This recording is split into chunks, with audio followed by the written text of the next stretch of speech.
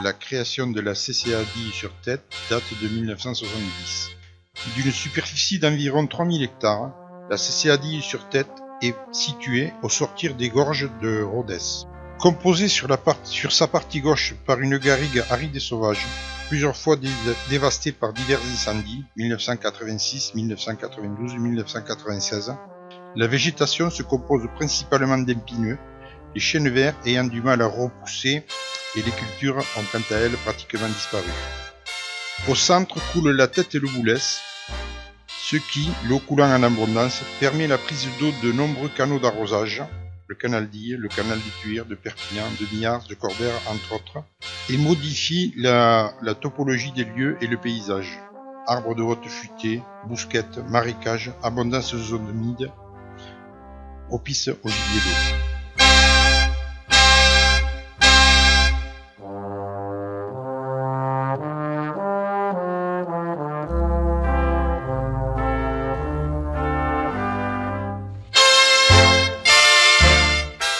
Sur la partie droite, après le Boulès, la végétation devient typique des aspres, avec de nombreux chênes verts et chênes lièges.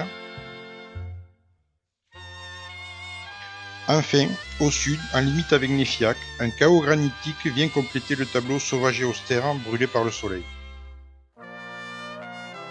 La superficie chassable est d'environ 2000 hectares, principalement de la garrigue. La plaine étant spécifiquement occupée par du verger au goutte à goutte, parcelles dans lesquelles le tir est interdit.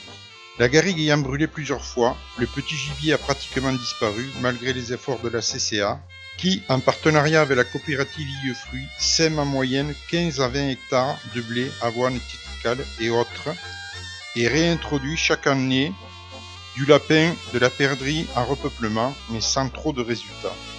Le sanglier a par contre bénéficié de cette modification de la végétation et prospère régulièrement sur notre territoire.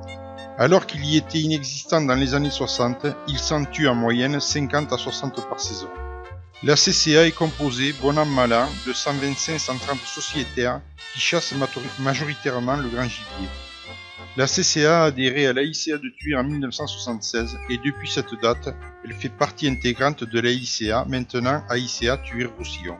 Dernièrement, l'installation d'un champ photovoltaïque a été réalisée sur le territoire de la commune, situé sur la route de Montalva, pour une superficie d'environ 20 hectares. Situé le long de la réserve de chasse, il augmente de fait la surface de cette dernière. Les ouvrages mis en place devant être bénéfiques pour le petit gibier par la création de pelouses et la gestion de l'eau de pluie restituée par plus de 60 panneaux solaires.